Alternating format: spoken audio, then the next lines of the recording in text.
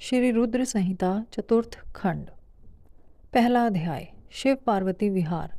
जिनका मन वंदना करने से प्रसन्न होता है, जो प्रेम प्रिय हैं और जो प्रेम प्रदान करने वाले हैं, जो पूर्णानंद हैं और अपने भक्तों की इच्छाओं को सदा पूरा करने वाले हैं, जो ऐश्वर्य संपन्न और कल्याणकारी हैं, जो साक्षात सत्य के स्वामी हैं, सत्य प्रिय और सत्य के प्रदाता हैं, ब्रह्मा और विष्णु जिनकी सदा स्तुति करते हैं, जो अपनी इच्छा के अनुरूप शरीर को धारण करते हैं, उन परम आदरमय भगवान शिव की मैं चरण वंदना करता हूँ।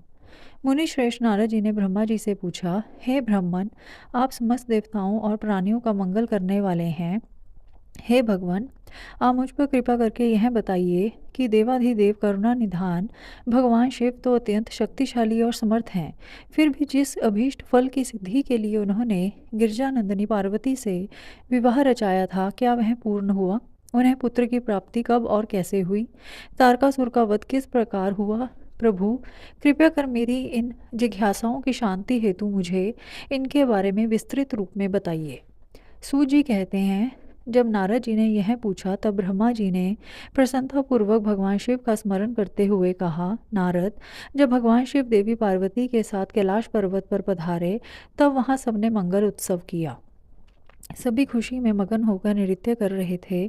तब भगवान शिव ने सभी को उत्तम भोजन कराया। तब सब देवताओं और मुनिगणों ने उनसे विदा लेकर अपने अपने धाम की ओर प्रस्थान किया। सब देवताओं के कैलाश पर्वत से चले जाने के पश्चात भगवान शिव अपनी प्रिय पार्वती को साथ लेकर अत्यंत मनोहर, दिव्य और निर्जन स्थान पर चले गए और वहीं सहस्त्रों वर्षों तक पार्वती जी के साथ विहार करते रहे। इस प्रकार भगवान शिव ने इतने अधिक समय को क्षण भर के समान व्यतीत कर दिया।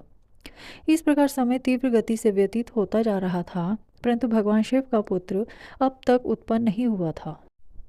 यह जानकर सभी देवताओं को मन ही मन चिंता सताने लगी। तब देवराज इंद्र ने एक सभा करने का विचार किया और उन्होंने सभी देवताओं को सुमेरु पर्वत पर आमंत्रित किया। उस सभा में सब देवता इस बात पर विचार करने लगे कि इतना समय व्यतीत हो जाने पर भी अब तक शिवजी ने पुत्र क्यों नहीं उत्पन्न किया। वे सोचने लगे कि शिवजी अब क्यों विलंब कर रहे हैं। उस समय मुझ ब्रह्मा को लेकर सब देवता भगवान श्री हरि विष्णु के पास गए और कहने लगे कि हे हरे, भगवान शिव हजारों वर्षों से रति क्रीड़ा कर रहे हैं। उनका पार्वती जी के साथ विहार अभी भी जारी है, परंतु अब तक किसी शुभ समाचार की प्राप्ति नहीं हुई है। तब भगवान श्री हरि विष्णु मुस्कुराए और बोले, हे देवताओं, आप इस विषय में इतनी चिंता मत कीजिए। शिवजी स्वयं अपनी इच्छा अनुसार इस स्थिति से विरत हो जाएंगे। वैसे भी हमारे शास्त्रों में इस बात का उल्लेख है कि जो व्यक्ति स्त्री पुरुष का वियोग कराता है उसे हर जन्म में इस वियोग को स्वयं भी भोगना पड़ता है। अतः अभी कुछ भी नहीं करना चाहिए। कुछ समय और व्यतीत हो जाने दो। अभी हमें सिर्फ प्रतीक्षा करनी होगी। कुछ देर सोचने के पश्चात श्री हरि ने पुनः कहा, 1000 वर्ष बीत जाने पर आप सब लोग शिवजी के पास जाना और कोई युक्ति लगाकर ऐसा उपाय करना कि उनका शक्तिपात किसी भी प्रकार से हो जाए।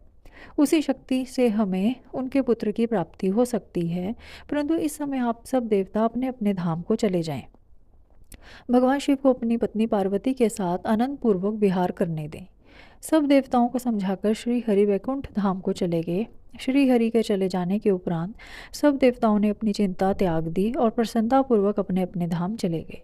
समय अपनी गति से बीतता गया, परंतु शिवजी का पुत्र नहीं हुआ। तारकासुर का भय और आतंक का साया दिन पर दिन और बढ़ने लगा। देवताओं सहित ऋषि मुनि और साधारण मनुष्यों का जीवन उसने दूभर कर दिया था। तारकासुर के डर से पृथ्वी कांप उठी। तब श्री विष्णु जी ने सब देवताओं को बुलाया और भगवान शिव के पास चलने के लिए कहा। तब सब देवताओं को साथ लेकर भगवान श्री हरि और मैं भगवान शिव से भेंट करने के लिए कैलाश पर्वत पर पहुँचे, परंतु भगवान शिव कैलाश पर्वत पर नहीं थे। उनके गणों से जब हमने महादेव जी के विषय में पूछा तो उन्होंने बताया कि भगवान शिव माता पार्वती के पास उनके मंदिर में गए हैं। तब श्री हरि ने शिव गणों से उनका पता पूछा।